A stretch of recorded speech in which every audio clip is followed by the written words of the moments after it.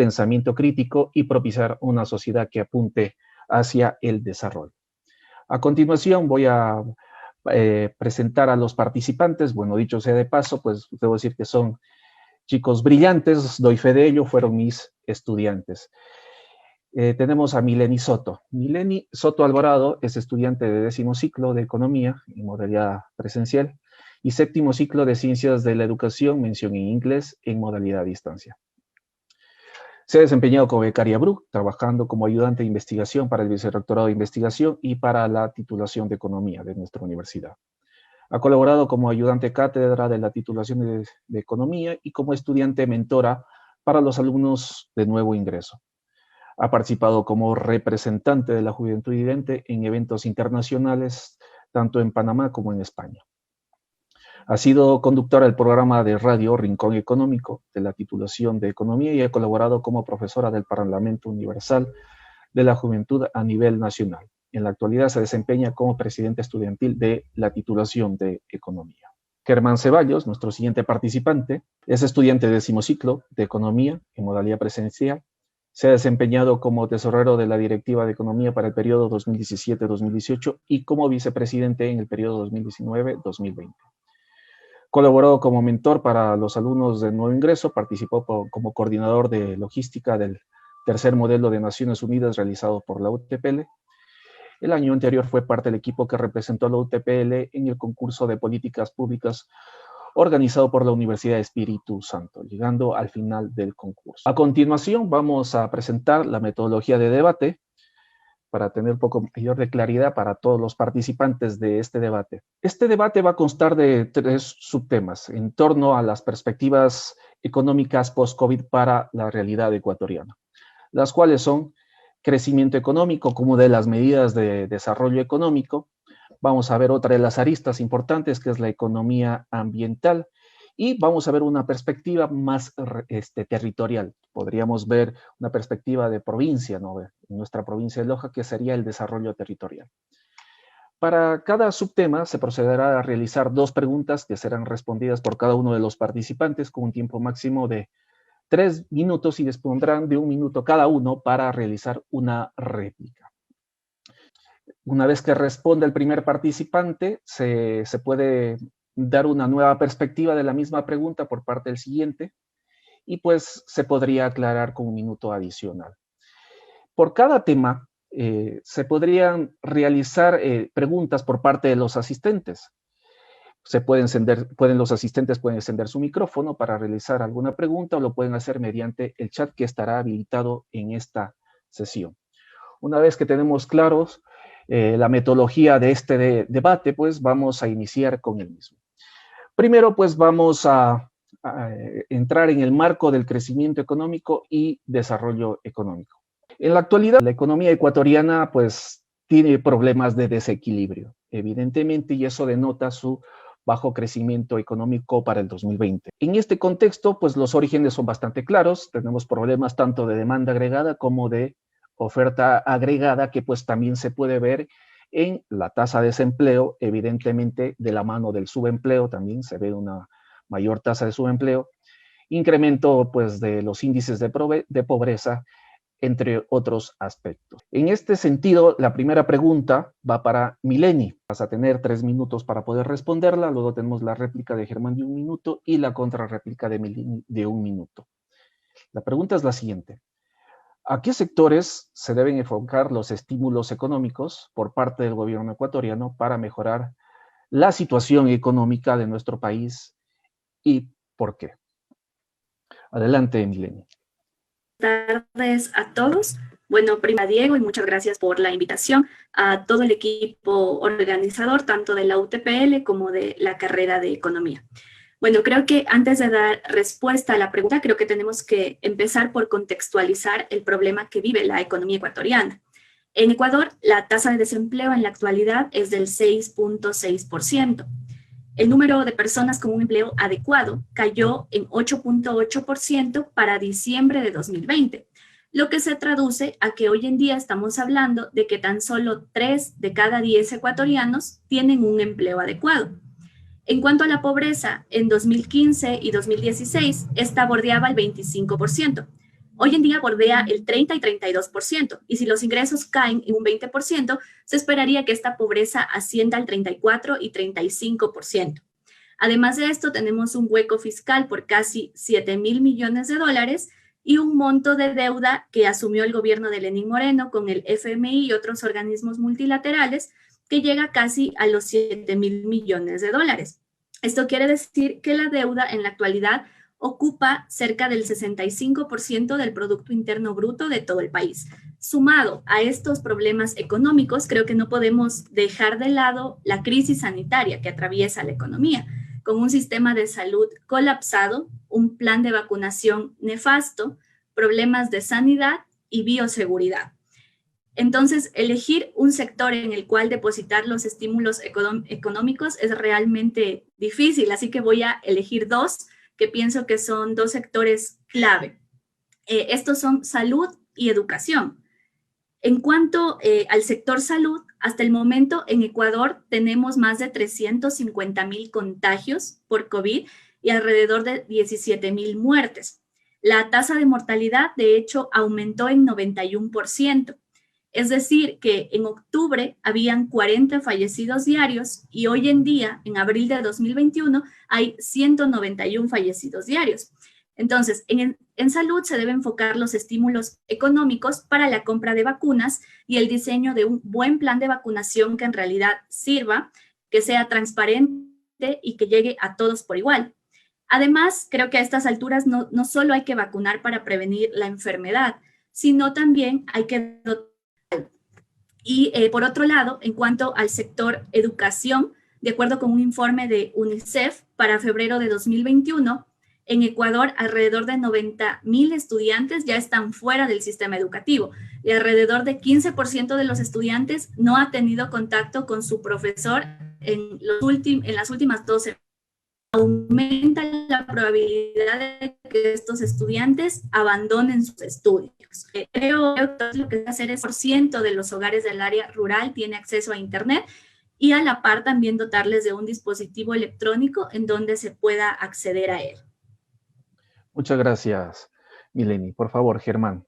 Buenas tardes, economista Diego. Buenas tardes, Mileni y equipo organizador. Gracias, Mileni, por tu intervención. Sí, tal como lo acota Mileni, pues los sectores, las dimensiones fundamentales para invertir son la salud y la educación. En este caso, como mencionaba Mileni, que el gobierno debe incrementar su gasto en salud, en este caso, para poder abordar la emergencia sanitaria. Le pregunto a Mileni, no sé si está de acuerdo en que las vacunas también sean, al momento de ser importadas, también pueden ser distribuidas de manera privada, no solo por parte del gobierno, debido a la poca capacidad que ahora el gobierno tiene en cuanto a sus finanzas. De igual manera, en educación, en el gobierno anterior se cerraron algunas escuelas unidocentes y se abrieron escuelas del milenio. En los sectores rurales, como mencionaba, en este caso, los niños que viven alejados del sector, o en este caso urbano, de ciertas parroquias, han dejado de asistir a los colegios o escuelas debido a la distancia. Entonces, no sé si le quiero preguntar a Mileni si es conveniente en el nuevo gobierno reabrir estas escuelas unidocentes para que una mayor cantidad de niños y jóvenes puedan asistir a la educación básica y secundaria. Bueno, un poco rescatando todas las ideas que ustedes tienen, tanto en el contexto de educación y salud, también debemos tener muy claro que pues hay que entender un poco las nuevas dinámicas que se presentan en la realidad. En las primeras etapas, ya que están hablando de vacunaciones, se puede ver que los niveles de contagio todavía son bastante altos y existe, según la evidencia sobre los resultados que se pueden ver, que pues existe un efecto de quiebre con una participación del 25% de vacunados, es decir, que el promedio bajaría. Entonces, en ese contexto, si miramos estas dinámicas y a la par del contexto económico, podríamos estar hablando de una reactivación económica. Entonces, evidentemente, estos procesos se deben dar, son importantes, se deben destacar, pero pues hay que entender un poco esta dinámica, que es algo nuevo para todos nosotros. Bueno, continuando con la respuesta a las preguntas de Germán. En cuanto a la primera, si creo que debe intervenir el sector privado, sí creo que debe hacerlo. ¿Por qué? Porque creo que el sector público tuvo su oportunidad de poner en ejecución un plan de vacunación que resultó nefasto. Entonces, ahora creo que lo ideal es unir esfuerzos, y si es que aquí quiere entrar el sector privado, pues bienvenido sea. Que debe existir un control y que debe ser claro y transparente el plan, claro que sí, o sea, esté en manos del sector privado o esté en manos del sector público, independientemente, tiene que haber un control y una equidad, sobre todo en el proceso de vacunación. Pero a estas alturas creo que sí debe hacerlo. Y en cuanto al tema de las escuelas unidocentes que preguntaba Germán, creo que el tema de los colegios del milenio, que fue pues en el gobierno de Rafael Correa muy comentado, ¿no? Por dotar de infraestructura con colegios del milenio a zonas especialmente rurales, creo que tiene su parte buena y su parte mala, porque no solo es dotar de infraestructura o dotar de acceso a servicios de salud o a cualquier tipo de servicio, sino fiscalizar y evaluar de algún modo calidad. La verdad, bien realizado de en qué zonas sí puedo poner un colegio del milenio o una escuela unidocente y en qué zonas no. O sea, no solo es poner por poner, sino más bien tener fundamentos para hacerlo. Y yo a las personas, no a todas, o sea, les puedo dotar solo de infraestructura, pero ¿qué pasa si las personas no saben hacer uso de esta infraestructura? Entonces, a la par de dotarles de infraestructura, yo también tengo que dotar de formar a ese capital humano, de que ellos puedan absorber esta infraestructura que les voy a dar. Entonces, considerando, creo, esas dos variables, pues las escuelas unidocentes habrán casos en donde sí, realmente son necesarias, más aún ahora con este problema que vive la educación a nivel. Tenemos nuevamente problemas con la conexión.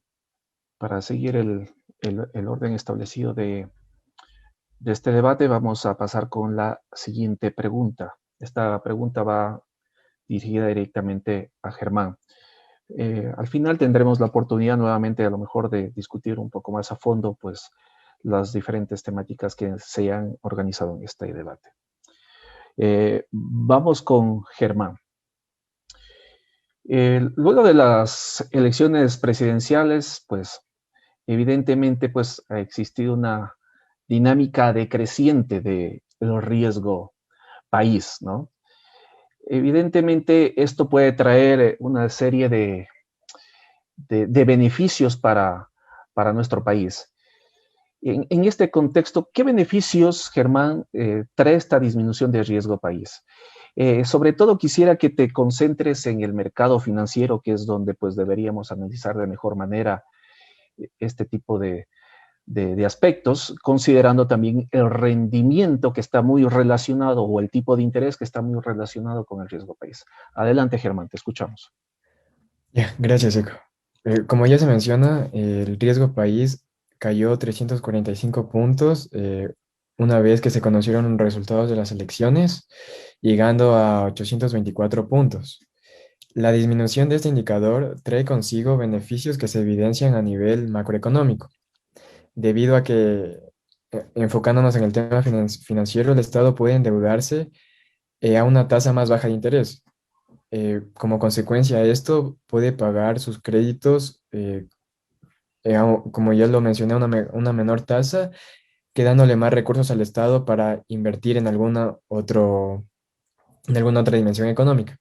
De igual manera, los bonos se vuelven más atractivos para los inversionistas y asimismo, a nivel empresarial, también enfocándonos en el tema financiero, las compañías podrán adquirir créditos internacionales con tasas más accesibles.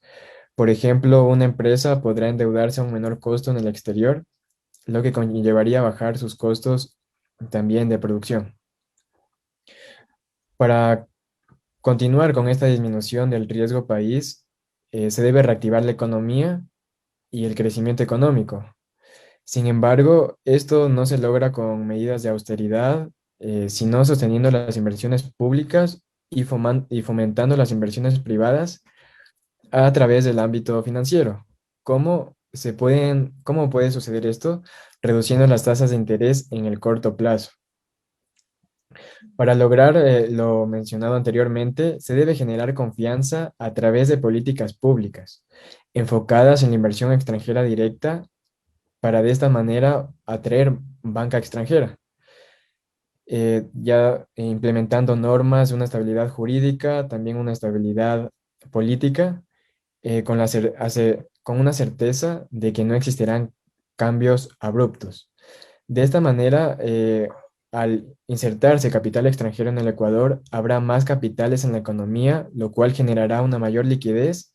De esta manera, las tasas tendrían a bajar y se podrán otorgar más créditos productivos a diferentes sectores de la economía en el país.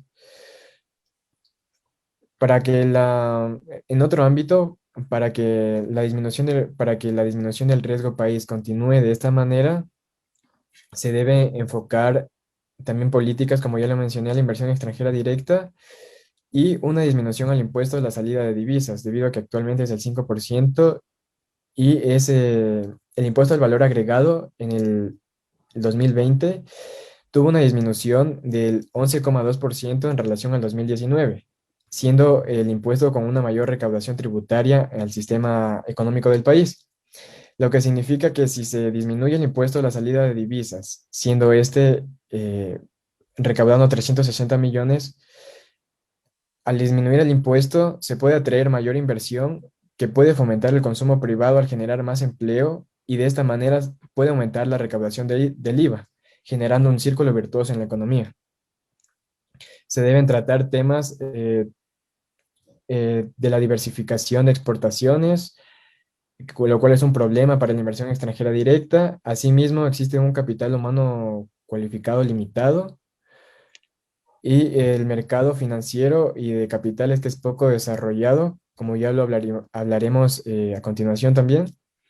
Y Ecuador es el país con el mayor índice de actividad emprendedora y asimismo uno de los primeros países en la región con un alto índice de fracaso, por lo cual se debe ampliar los créditos con una mayor tasa de interés al disminuir el riesgo país, sería beneficioso para la situación económica del Ecuador.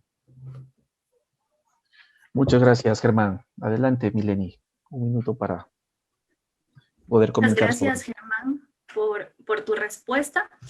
Bueno, concuerdo con algunos puntos. Tú has dicho, bueno, que en general lo que se debe hacer es aplicar políticas públicas para el aumento de la inversión extranjera directa por diversos medios para que esta pues pueda aumentar, porque de esa forma se inyectaría dinero en la economía, se va a dinamizar y alcanzaremos mayor crecimiento económico. Entonces, mi pregunta es, la evidencia nos muestra que la inversión extranjera directa por sí sola no necesariamente aumenta la producción del país. De hecho, para países de ingresos medios y medios bajos, los efectos de la inversión extranjera directa por sí sola no son significativos y de hecho en los países de ingresos bajos de América Latina estos efectos se vuelven negativos. Entonces, te pregunto, ¿qué más se debe hacer aparte de incentivar la inversión extranjera directa para poder alcanzar estos resultados de crecimiento y dinamización de la economía que tú mencionas? Yeah. Gracias, Melanie. Sí, como ya lo mencionaste, el efecto de la inversión extranjera directa en países de ingresos medio y bajo tiene una relación, no tiene una relación directa debido a varios factores. Pero al estimular la inversión extranjera directa, se puede generar más plazas de empleo en el país. Por ejemplo, en la región de Uruguay y Perú, el riesgo país es inferior a 200 puntos. Y en Ecuador, la inversión extranjera directa, si bien nunca ha sido elevada, debido a que los inversionistas temen por la inestabilidad política en el país, esta inversión extranjera directa debe ir acompañada de una legislación que asegure al inversionista su permanencia en el país. Asimismo, no han existido políticas que, que tengan una asistencia hacia el inversor, es decir, no hay una focalización, no hay una sofisticación del servicio, no se aprovecha lo que se denomina spillover, al derramar conocimiento, el Estado no lo aprovecha, por tanto esas políticas enfocadas en la inversión extranjera directa no tienen validez, por lo cual al hablar de inversión extranjera directa se debe también establecer cambios en la Constitución, reformas, para que puedan tener un efecto positivo en el largo plazo. Muchas gracias, Germán. De existir alguna pregunta por parte de los participantes, este es el momento, aprovechando que hemos visto algunas perspectivas desde el punto de vista de los sectores económicos que más debemos atender, mirando también el riesgo país. En ese contexto, si existe alguna pregunta adicional, lo pueden hacer a través del micrófono o a través del chat. Caso contrario, vamos a seguir con la siguiente temática. ¿Sí? Si no, pues al final también tendremos tiempo para poder tener una serie de comentarios. En el marco de la economía ambiental, vamos a un siguiente tema, ¿no?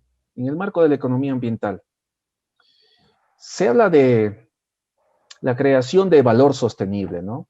Junto a la responsabilidad social que pueden tener las firmas o las empresas, una responsabilidad ambiental también.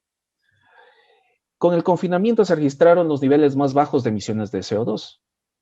Evidentemente, pues esto es bastante llamativo, pero la evidencia nos está demostrando que pues una vez que se han abierto las economías, el cambio sobre las emisiones de CO2 parecería que regresan a la tendencia que se veía en el 2019. Entonces, este es un aspecto bastante interesante analizar. ¿Qué se debe hacer bajo estos antecedentes para fomentar la economía circular en el sector público y privado, considerando los aspectos ambientales? Esta pregunta va directamente para Milena. A ver, yo creo que a nivel internacional actualmente se habla mucho de la economía circular, pero creo que primero debemos entender qué es la economía circular.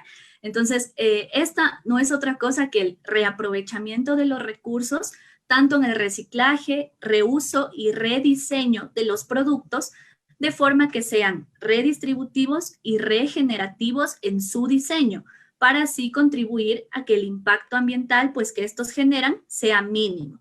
Entonces, ¿qué se debe hacer ahora en el país? Yo creo que esto viene de la mano de responder a la pregunta de cómo generar la circularidad en el país.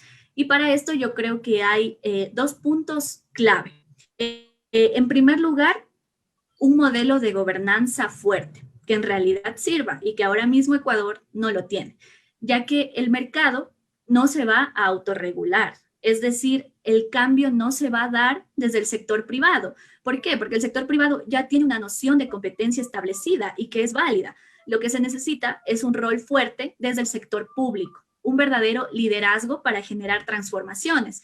Y es verdad que hay una necesidad de corresponsabilidad, pero no solo entre el sector público y privado, como comúnmente se cree, sino entre el sector público, privado, academia, sociedad y ambiente. Todos estos actores en conjunto constituyen una fuerte gobernanza. Y por otro lado, creo que un punto clave también es educar al consumidor. Si el cambio no viene desde el lado de la oferta con las empresas, tiene que llegar desde el lado de la demanda, con los consumidores.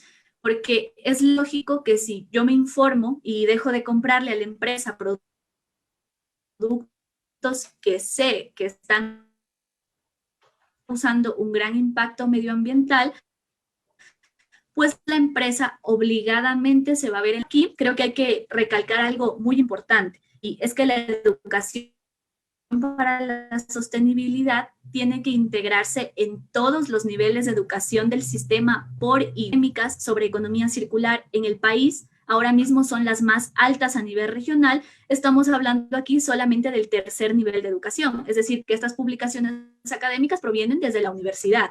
Pero ¿qué pasa con la educación básica y el bachillerato? Ahí es donde donde hay que reforzar, integrando las materias de sostenibilidad al pensum académico para que desde niños vaya cambiando el chip de la forma que consumimos. Yo creo que por esas dos vías el país no puede perderse esta oportunidad que en cierta forma ha representado la pandemia para transformar la matriz productiva y que la economía circular se vuelva una marca país, haciendo de nuestros productos pues más atractivos y competitivos también a nivel internacional. Muchas gracias, Mileni. Adelante, Germán. Sí, como lo menciona Mileni, pues debe haber una articulación entre el sector público y privado para lograr una economía circular en el país, teniendo en cuenta que Ecuador es un país con un modelo económico extractivista. Mi pregunta para Mileni es la siguiente. Para incentivar esta economía circular, ¿se deben establecer subvenciones tributarias al sector empresarial o darles algún tipo de incentivo, tomando en cuenta que el impuesto a la renta en Ecuador es de cerca del 40, aproximadamente el 40%, 10 puntos superior a la media de la región? Gracias por tu pregunta, Germán. A ver, el tema de las subvenciones. Yo creo, y en economía hablamos mucho del concepto del homo económicos, o sea, del ser humano racional, ¿no? Del agente económico racional que toma, o sea, que nuestros modelos, de hecho, en economía se hacen bajo estos supuestos, ¿no? De que el ser humano, pues, es un agente racional y va a tomar decisiones económicas racionales, pero vemos en la práctica que esto no es así. Entonces, ¿por qué menciono esto? Porque pues si el ser humano fuera así de racional y tomara decisiones económicas en función de la racionalidad, pues decidiera no consumir productos que pues de una u otra forma están generando un gran impacto medioambiental. Entonces, ahí es donde entran justamente las políticas de incentivos. Pues hay que de una u otra forma incentivar a la gente a cambiar o a moldear de cierta forma estos patrones de consumo.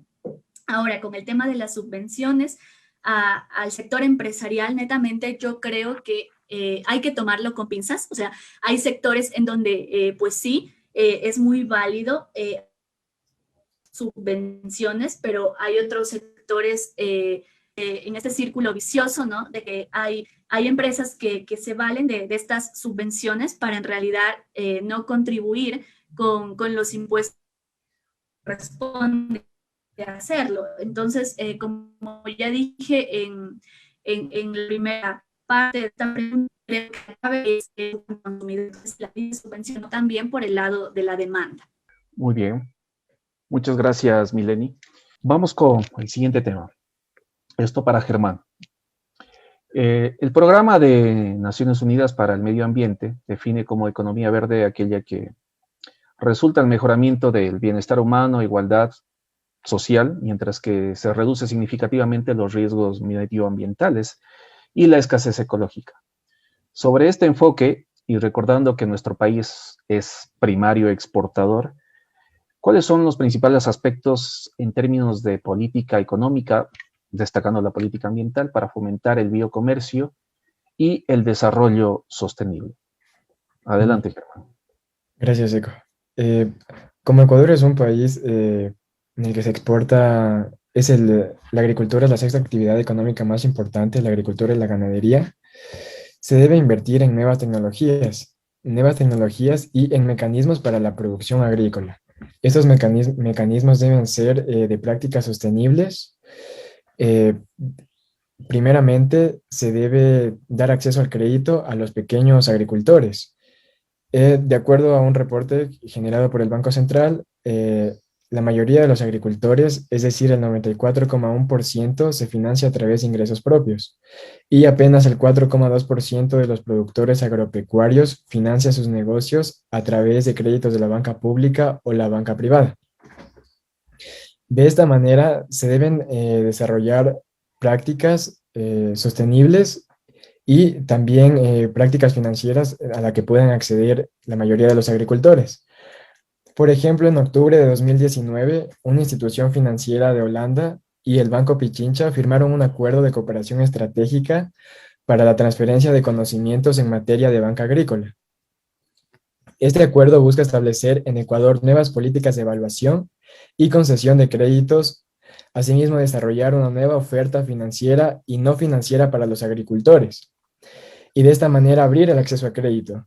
Esta capacitación debe ir enfocada a nivel de banca privada y banca pública, debido a que se podrá determinar el rendimiento de los cultivos de los agricultores, ya que los créditos se otorgarían mediante una evaluación que se realizaría a través de un dron, lo cual permitirá generar reportes y los pagos que pueden realizar los agricultores para no elevar el índice de mora.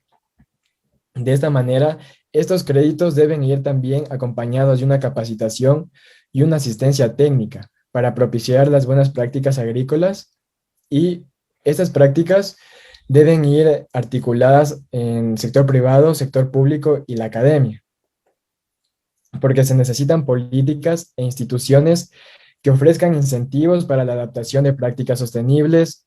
Se deben imponer también regulaciones y sanciones para aquellas acciones que degraden los recursos naturales en el país.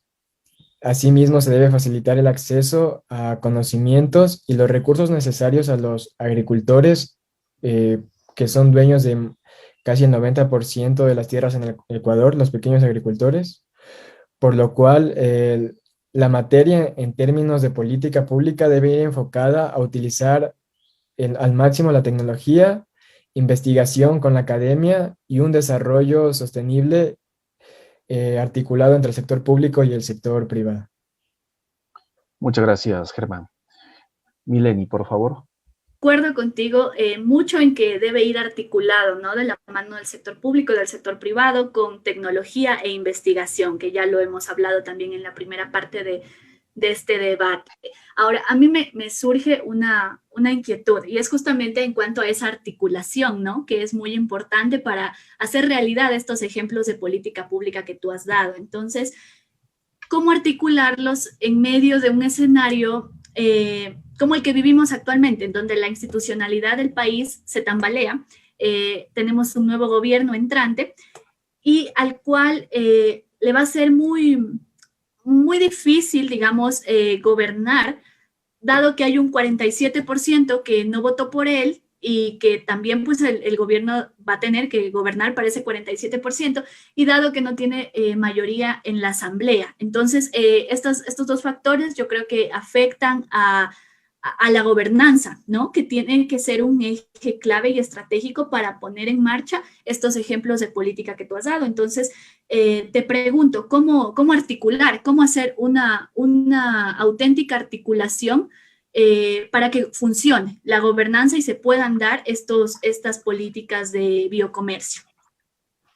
Ya, gracias, Mileni.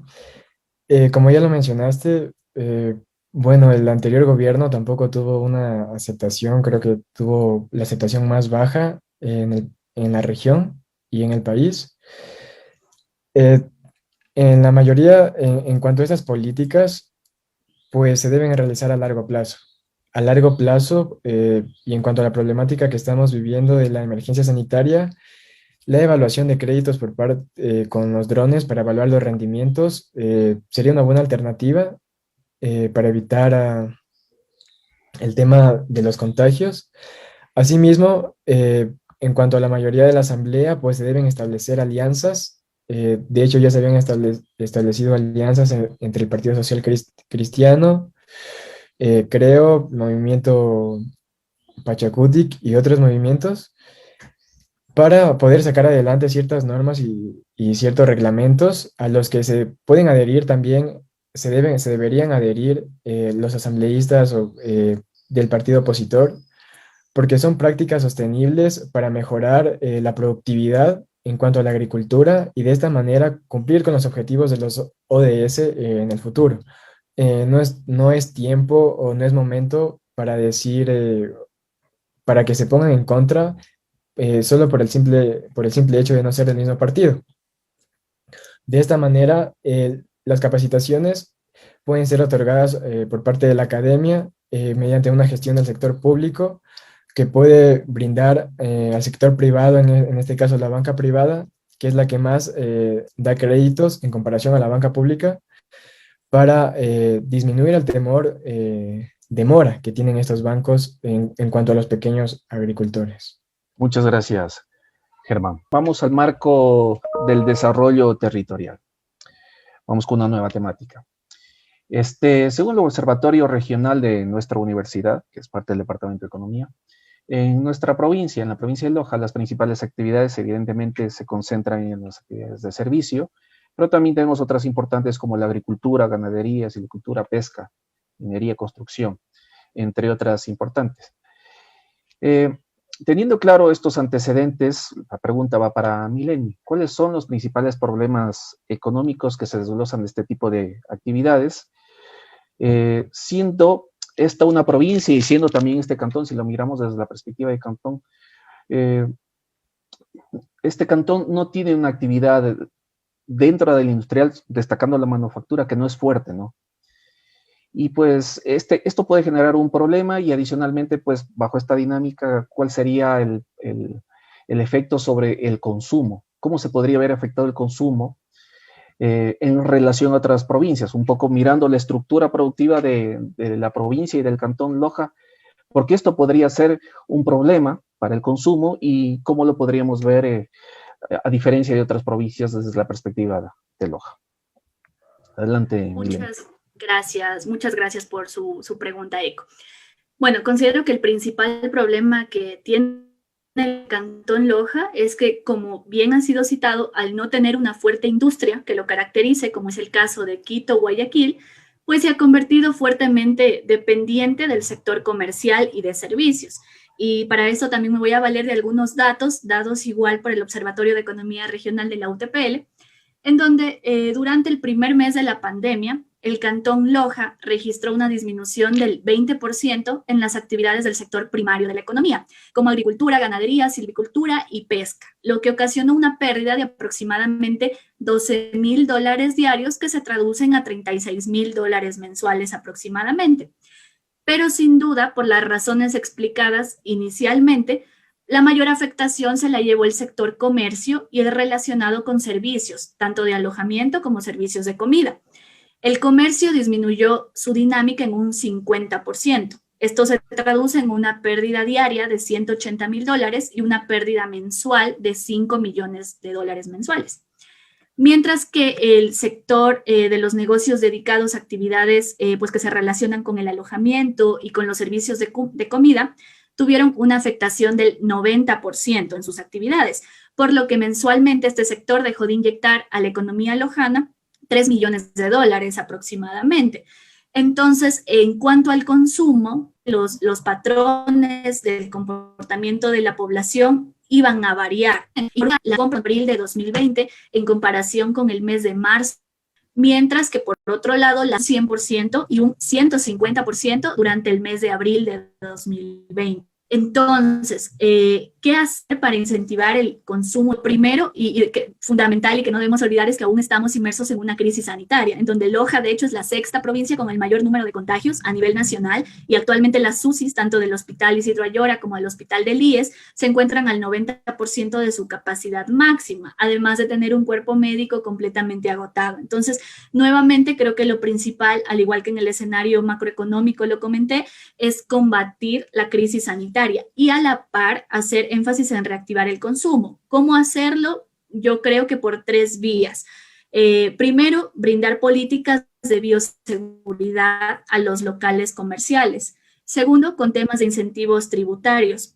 Y tercero, yo creo que los comercios aquí tienen una gran responsabilidad, y es que deberían incentivar el consumo digital mediante estrategias de discriminación de precios. Creo que todas estas en conjunto pues van a permitir de una u otra forma poder reactivar el consumo en la provincia de Loja, dadas sus características que mencioné. Muchas gracias, Mileni. Germán, por favor. De acuerdo con lo que mencionó Mileni, Ecuador, Loja, en sí, al hacer la mayor actividad económica, la agricultura, el servicio de comercio, ante la pandemia, los ingresos de la población van a disminuir, lo cual generaría una crisis en el consumo. Entonces, mi pregunta es a lo que mencionó Mileni, ¿qué tipos de incentivos tributarios se podría dar a la población para poder nuevamente reactivar este consumo? Eh, si es que no existe una fuente de empleo tampoco actualmente en la ciudad. Muchas Adelante, Milena. gracias. Muchas gracias, Germán. Ya, ¿cómo hacerlo? Es tu pregunta y creo que es clave. O sea, si bien se habla de los incentivos tributarios, ya, pero ¿cómo?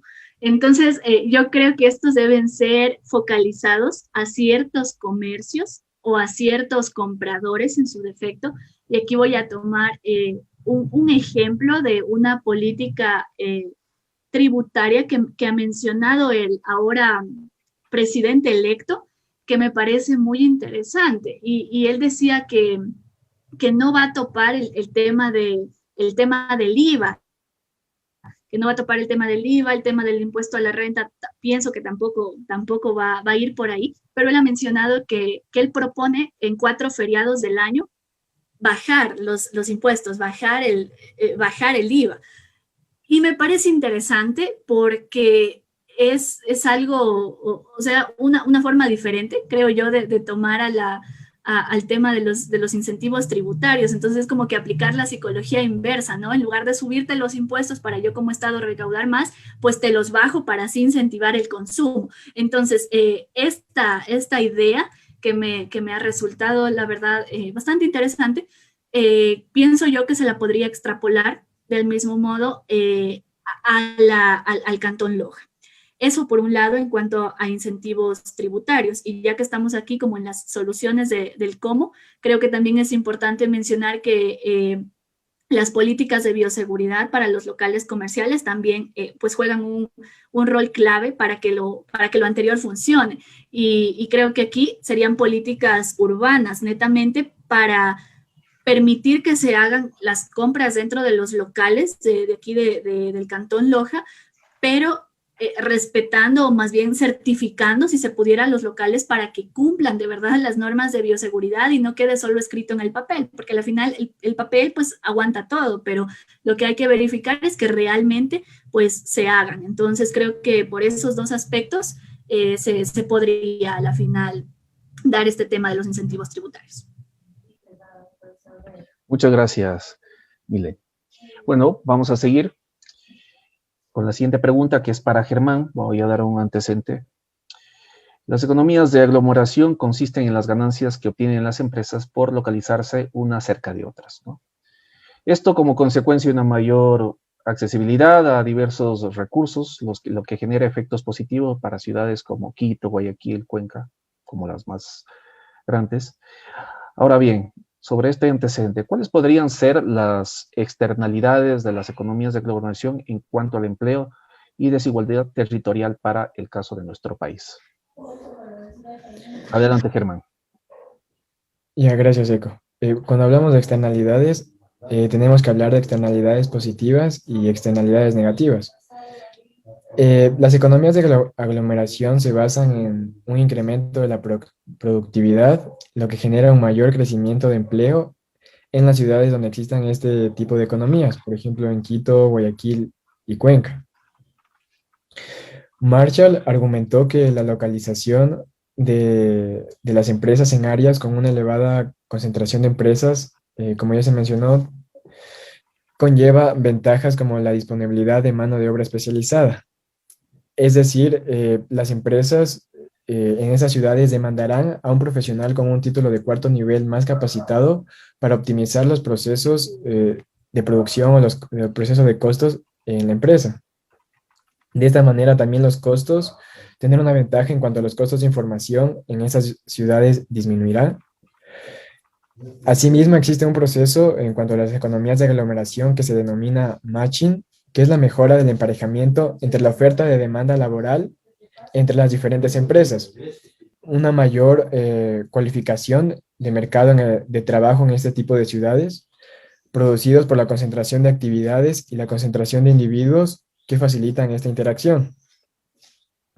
Asimismo, al hablar de externalidades positivas, hacemos referencia a un efecto que se denomina spillover, que es el derramamiento de conocimiento que que debe ser aprovechado por otras empresas para aumentar la competitividad y la productividad en el país.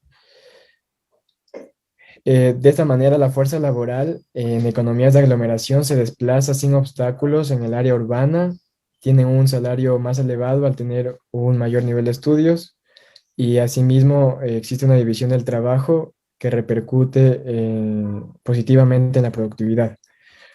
En cuanto a la desigualdad territorial, en externalidades positivas tenemos la reducción de costos que están asociados a la renta y la reducción de transporte, debido a que Guayaquil cuenta con un puerto marítimo, Quito es la capital y Cuenca es una ciudad donde existe un alto nivel de industria, por lo cual esos costos disminuyen. En cuanto a externalidades positivas, la desigualdad territorial se refleja en la convivencia de pocas empresas con una alta tecnología ubicadas en las grandes ciudades, como ya se menciona Guayaquil, Quito y Cuenca.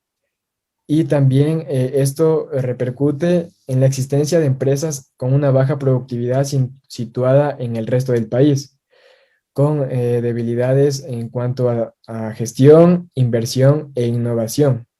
Dada la presencia de las economías de aglomeración, se debe recalcar que en el Ecuador las microempresas representan el 90% aproximadamente de las empresas en el país, lo cual repercute a una disminución de ingresos en las mismas y aumentar la informalidad laboral, provocando un círculo vicioso casi imposible de revertir en la economía del país.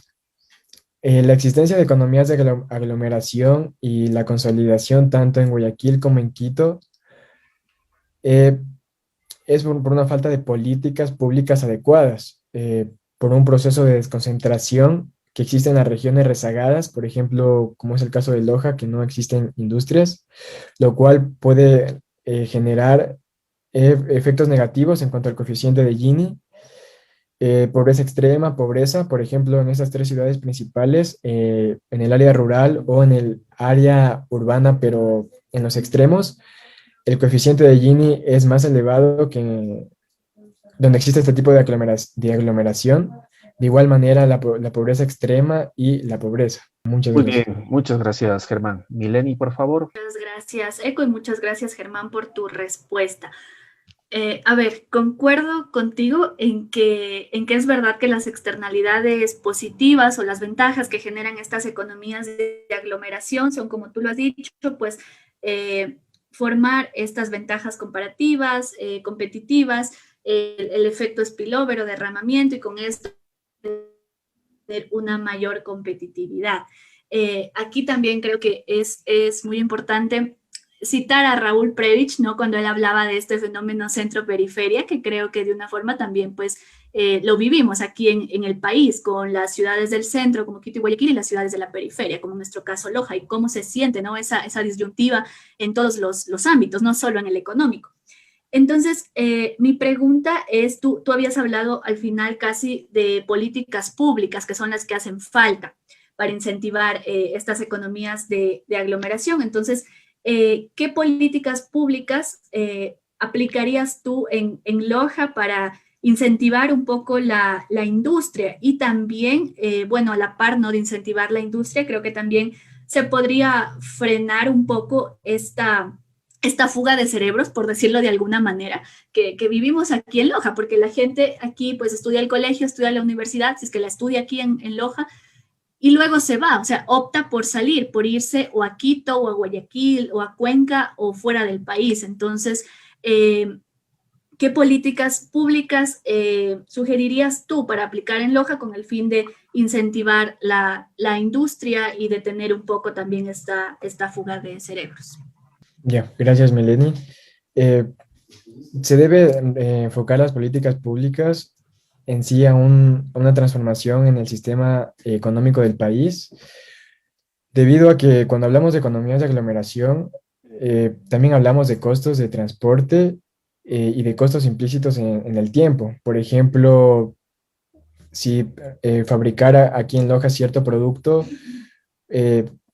va a resultar más caro por el hecho del transporte, que tiene que traer recursos de otras ciudades, por ejemplo, de Guayaquil, de Quito, va a resultar más caro que comprarlo en Quito. Entonces, una persona de aquí de Loja, en cuanto a costo implícito de tiempo, porque le tomaría ya sea 10 horas por transporte terrestre o 1 hora por transporte aéreo, si le resultaría para él más barato, incluyendo el tiempo, en la función comprar este producto en la capital, ya sea en Guayaquil o Cuenca, que en Loja. Entonces, las políticas públicas deben ir enfocadas hacia transformar el sistema productivo del país, porque hay otro efecto negativo en la ciudad de Loja, que está cerca de la frontera y existe una gran cantidad de contrabando. Eh, por lo cual, primeramente, antes de establecer una política pública, se debe establecer una norma, un nuevo reglamento para transformar el sistema productivo del país. Y Loja, al hacer la mayor actividad económica, la agricultura y el sector de comercio, se debe primeramente atraer empresas a la ciudad, crear un pequeño clúster productivo para que de esta manera incentivar a diversas empresas a establecerse en la ciudad de Loja, ya sea con incentivos, incentivos con una subvención en servicios básicos, generar una campaña mediática para que se haga conocer en otras ciudades y en otros países. Por ejemplo, con el Festival de Artes Vivas se desarrolló una campaña mediática para poder hacerlo conocer en todo el país y en el exterior también. Entonces, primeramente, para que exista industrias en Loja, lo cual es muy difícil, primeramente se deben establecer clústeres de pequeñas empresas productivas para poder incentivar la inversión de otras partes del Ecuador y del exterior para que puedan establecerse en Loja. Muchas gracias, Germán. Agradecemos tu participación. Bueno, en honor al tiempo, pues vamos ya cerrando pues este evento, este debate estudiantil que ha sido bastante interesante porque abordamos diferentes temas, pues que se enmarcaron desde la perspectiva del crecimiento económico como una medida de bienestar para el desarrollo. También esto pues es importante mirarlo desde la perspectiva de la economía ambiental y lógicamente pues desde el desarrollo territorial, ¿no? Eh, Ustedes han mostrado mucha evidencia desde una perspectiva descriptiva, pero también desde una perspectiva normativa con opciones de políticas públicas, de política económica, un poco enmarcadas en estas tres aristas que hemos nombrado anteriormente, ¿no? Han tenido cuestiones muy similares, sobre todo, por ejemplo, destacando en primera instancia el papel de la educación, de la salud. Evidentemente hay otros aspectos que también hay que discutirlos. Hemos visto una perspectiva desde el mercado financiero y también desde el mercado de bienes con el riesgo país y los efectos que este puede traer sobre el tipo de interés, pero pues, a lo mejor en un siguiente debate sería interesante analizar cuál sería el efecto de este tipo de interés sobre el tipo de cambio y sobre la competitividad que tendría nuestro país bajo este nuevo escenario. Está en la nueva administración tener una buena administración macroeconómica para marcar esa estabilidad del riesgo país. Evidentemente, cuando existen cambios de gobierno, y la evidencia así lo demuestra, existen expectativas sobre el mercado financiero, pues, y esto marca pues esa tendencia decreciente del riesgo país, ¿no? Importante mirar la perspectiva ambiental, ¿sí? Muchas veces nos olvidamos de ello, ¿no? Nos concentramos en los bienes finales, pero no llegamos a ver qué es lo que puede pasar dentro de las empresas, cómo se manejan las empresas, como decía Ronald Coase, esa caja negra de la economía. Solo a veces miramos la entrada y la salida del producto, pero es importante qué pasa detrás de ese producto. Entonces, interesante. Y pues finalmente hemos visto la perspectiva territorial, destacando sobre todo la realidad de nuestra provincia, de nuestro cantón, de nuestra ciudad, que pues se puede ajustar también a otras. Pero pues nos faltaría tiempo para seguir comentando muchas cosas. Lo importante de un debate es que quedan más preguntas y eso es lo interesante de esto, ¿no? Y es lo interesante de estudiar, ¿no? Que a medida que se estudia siempre hay más preguntas y esto nos obliga pues a enterarnos más desde una perspectiva muy muy socrática. Lo que puedo decir en términos generales es que pues todas estas cosas que se han hablado pues no se pueden lograr si es que no existiría institucionalidad. La evidencia así nos lo demuestra. Los países que se han desarrollado fuertemente pues han hablado mucho de lo que hemos topado el día de hoy, pero siempre han tenido instituciones bastante fuertes. Pues sin más, pues agradecemos su participación y de esta manera pues hemos culminado el primer debate estudiantil universitario, Perspectivas Económicas Post-COVID. Extendemos nuestros agradecimientos a los participantes, a las diferentes redes en esta sesión. Asistimos por el tiempo que tuvieron para este evento, esperando que este debate haya proporcionado una perspectiva más amplia sobre el presente y la perspectiva económica de nuestro país. Muchas gracias a todos y muy buenas tardes.